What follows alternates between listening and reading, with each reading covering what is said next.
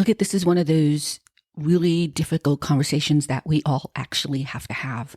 And I understand that it's so easy to be defensive about it. And yet I also understand why people have to bring up the subject. Let me see if I can put a different kind of twist on this. And here's the thing. I'm going to give an example of a different way to think about this, but let me be extremely clear.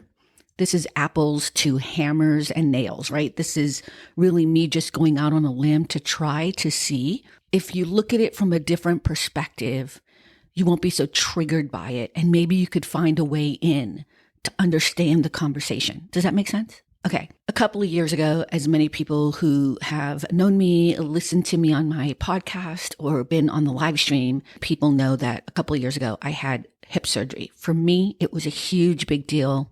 It was something that was very traumatic for me because unbeknownst to me, it had a lot to do with me making a major change in my career path back when I was a teenager and never really dealing with that fact. So, for example, I lost my mom when I was really young. I didn't really have family in the sense that most people do, blah, blah, blah. There's the story, right?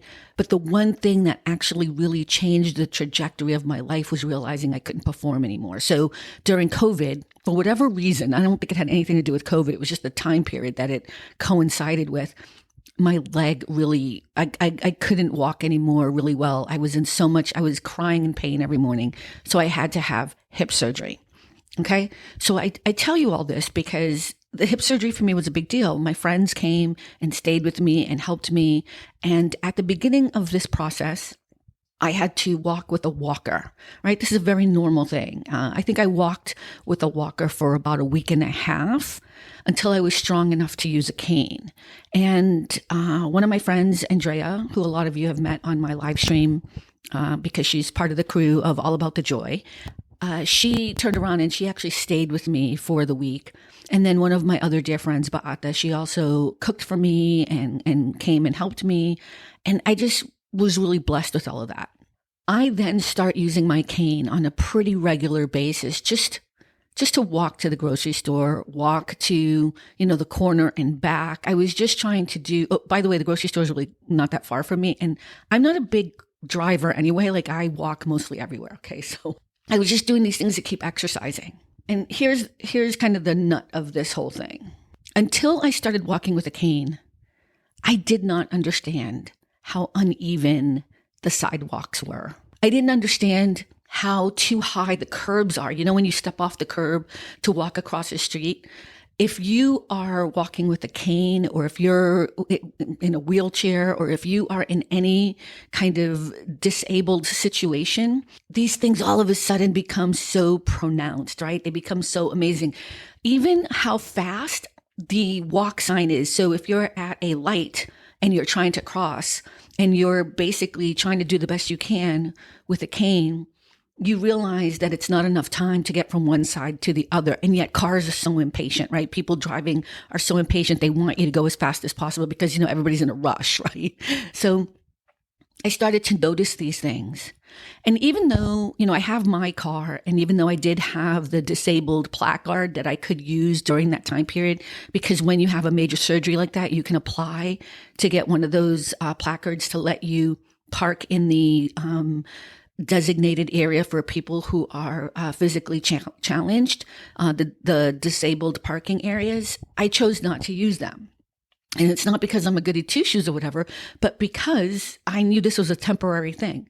I knew that this was and I was getting better. If I was starting to drive on my own, I was getting better and I could walk, right? But I started to understand how far it was to walk with a cane in a parking lot if you weren't close, I understood now what it was like to wait in a line to go to the bathroom with everyone else when you're hurting and in so much pain. Okay, so why am I telling you all this? Because the privilege that I enjoy as an able-bodied person is something I take for granted, right? Every day that I walk to the grocery store, now, especially right now, right? Before my surgery, right? Before I was in so much pain, and now afterwards, I understand a whole different world now because of that small smidgen of an experience that was never going to be permanent. for me. But before that, I did not understand my privilege. I didn't even notice that the sidewalks were uneven. I didn't even care that the light went too fast for me to cross the street because I could make it halfway through. It never even occurred to me that when I go and look at apartments or I go and look at a house because I want to buy something, that everything is constructed in such a way to make sure that it's easy and accessible for me, but not if I'm in a wheelchair and not if I am in a situation where I can't reach as high. The privilege that I enjoy as a able-bodied person in a world that caters to able-bodied people is something that I took for granted. Now, is it my fault that people who are physically challenged, is that my fault? It's not my fault, right? Like, I didn't have anything to do with it, but it is my fault that I don't give a shit.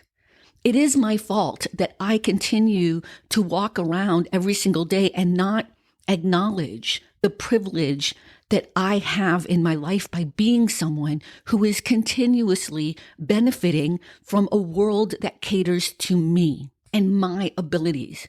So, you see where I'm going with this, right? Instead of walking around and being triggered by a ramp being made in my apartment complex to accommodate people who are struggling every single day trying to get up somewhere with a cane or with a wheelchair, instead what I do is I applaud that is happening because I want my fellow human beings, people, my neighbors, people in the world that I live in to have access, to have the same benefits that I do as an able-bodied person. Instead of being triggered or defensive because people are asking me to notice something that I would never notice because I don't experience it. And they've been experiencing it their entire lives. Instead of being triggered by that and defensive, what I want to do is turn around and be a person who is considerate and open to the possibility that I don't know something, that I need to hear something from my fellow citizens instead of thinking that they're just complaining. I didn't do anything to put you in a wheelchair. I didn't do anything to make you have to have surgery and be walking with a cane. I didn't do anything for whatever circumstance was bestowed on you and the genes you were born into. Instead of being triggered and defensive, what I realize is that we are all in this world together. And I want to be a considerate, loving, wonderful human being who can turn around and understand that, yes, I enjoy a privilege just based on the way in which I was born and that this world caters to me because this is the way it's been set up. I understand that people who are white are having a tough time, especially white women. The white fragility in this country, especially in the United States, is beyond my comprehension because it's all coming from a place of defensiveness and being triggered instead of a place of, oh my God, what can I do? Who can I be in this world to understand that the institutions, that the way in which everything has been set up in this world has been set up for me as a white person, right? Instead of thinking in that way, instead of understanding that you should be coming from a place of compassion and understanding, instead what's happening is a lot of white people are just so triggered by the possibility that they have benefited from a world they've never actually understood when it came to other people. Again, I started this conversation by saying, this is apples and hammers, right? Not apples and oranges, but like apples and hammers, because in no way, shape, or form am I trying to equate the physical disabilities or the mental disabilities with the issues of race and color. Do not misunderstand me. Understand the principle I'm trying to say.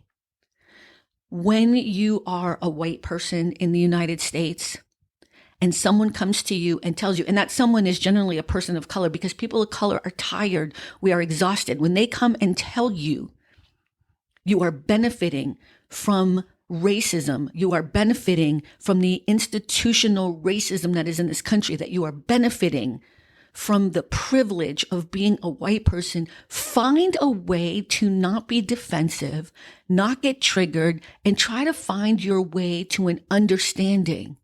Because here's the difference.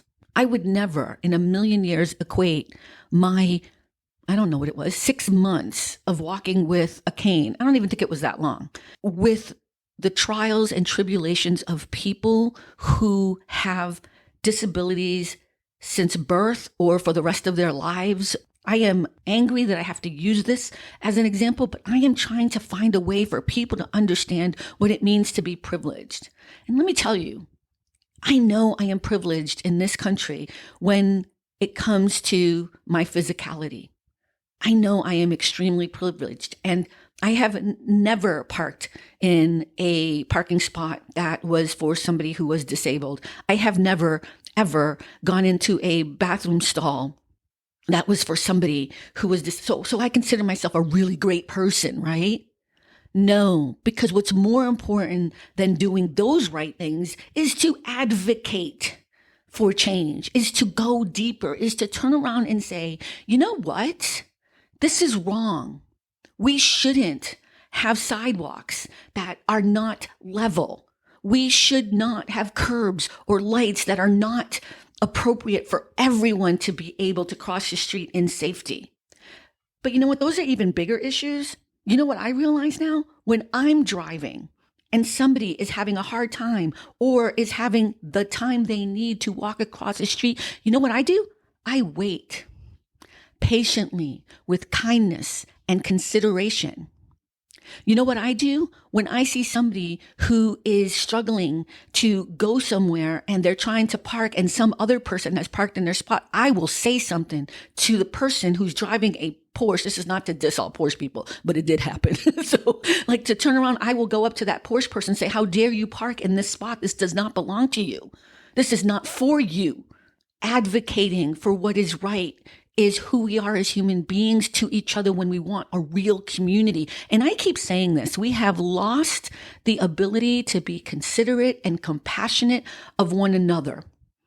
So if the problem for a lot of white people right now is that you can't find a way to understand what being privileged means when it comes to race, maybe this example is a way for you to get through. But if you are somebody who is just defensive because you want to have power, I can't help you because that is just you being racist, right? You see the difference, right? I don't think most white people are racist. That's what's so funny.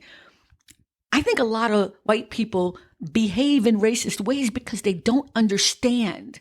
They don't understand what it means to be privileged because you're so consumed with being defensive about it.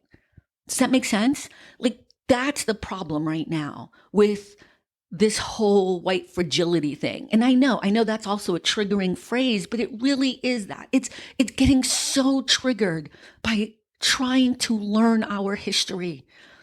It's getting so triggered by trying to understand the truth of who we are as people, as a country, as Americans of North America, like of the United States.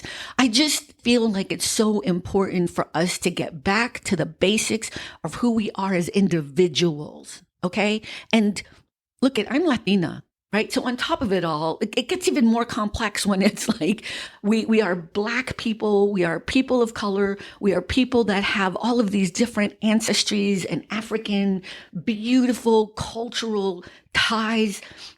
And we can't even get there. We can't even get to that place where we're all learning about where we all really come from. And we have to slap on these labels of white and Black. And like, we can't even get to the best parts because we're still in this surfacey crap of white people just trying to get an understanding that we are tired of the lies. We're tired of the racism. We're tired of being told that we are less than. And again, as I say that, I'm not saying you're doing that. But just like I gave an example that maybe you can connect to, I didn't realize I was treating people differently because I was not giving them the same access they needed, the easier access that I enjoy every day as a privileged, able-bodied person. I had no understanding whatsoever how privileged I was and that I wasn't aware of the struggle of what other people were going through just to try to be on equal footing, no pun intended, with me. I don't want to live in a world where everyone doesn't have the same possibility. If you fail on your own, that's a whole different ballgame. You have to learn to get back up, right? That's the whole struggle we're all in. But we should all be able to start from at least the same basic place, right? At least the same basic place. And if we can't start there, then at least we can get there. If I'm not doing my part to advocate, to make sure that people who are just as worthy as I am, to have as much as I do as an able-bodied person, then I am not being the best person I can be. And this is the last thing I'll say about white people and white fragility. And look I know the phrase white fragility, I mean, it's such a triggering phrase, but it really is kind of what encompasses kind of what's happening right now, where white people are just so defensive about every single thing that a Black person says or a person of color just kind of talks about. And you're upset because you're starting to see that it's true. We do have Black people who are brilliant and amazing and talented and beautiful and artists. And I think that you're starting to see that. You're starting to really understand that you were wrong. You know what I mean? And it's not that you were doing anything intentional. It's that you did not see what you could not see. Just like I did not know at all that the sidewalks were so uneven and that the curbs were so high and that the lights were so fast. Now, here's the difference. You're never going to be able to walk in my skin. You're never going to be able to walk in my skin. And here's the irony of ironies. As a light-skinned Black Latina woman, I enjoy a privilege that African-American women do not enjoy at all. So, and I know this gets a little bit more complex, but what I'm trying to tell you is that we are all in this place of learning, being considerate, being open to the possibility that the way we've been thinking is wrong. And most of it is because we're not able to see something if we can't see it. Now, I'm not giving a pass to the racists by any means, because some of you out there are just straight up racist. Nothing anybody says is going to convince you otherwise that you enjoy privilege because of your skin color.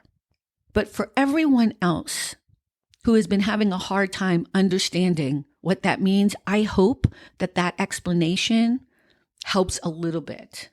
And to all of my friends and people that I do know who struggle with physical disabilities, please know that in this description and in this conversation, I hope I said things very correctly. I am also still learning and trying to understand the correct wording and phrases to explain things. And so I hope, I'm a little bit passionate right now and a little bit upset that I had to have this conversation, but I hope that I did not disrespect anyone in that community at all. And if I did, please let me know so that I am continuously learning and considerate of everyone. Okay, thank you. I'm going to stop talking about this, but I hope all of you continue to have the conversation. And let me throw this out there too. I am not the, most well-spoken person on this. This is my perspective, and this is what I'm trying to tell people, white friends of mine, people that I'm in contact with. This is how I'm trying to explain things. So I hope this helps, but there are so many books, so many things that you can do to educate yourself. And I know it's difficult to think that you need to read, but I just feel like there are just so many other ways in which you can learn things like this without actually, you're never going to experience what it's like to be Black is what I'm saying. I hope none of you experience what it's like to have to be disabled. And you're never going to understand what it's like to feel what it's like to be a person of color. So, and especially even if you did, it's like what I did, right? It's like for 1 minute, a smidgen. That's not this. When you are born as a person of color, no one will ever experience that, right? Just like I have never experienced what it really was like to be disabled. That's not me being disabled. That's me having surgery for a minute and just experiencing a smidgen of what people have to deal with their entire lives. So I didn't really experience anything. You see what I'm saying? So Again, I hope this is a different way for you to think about it. If you have any questions, reach out to me and I will do the best I can. Thank you, everyone. I appreciate you and keep the conversation going. Thanks for stopping by All About the Joy. Be better and stay beautiful, folks. Have a sweet day.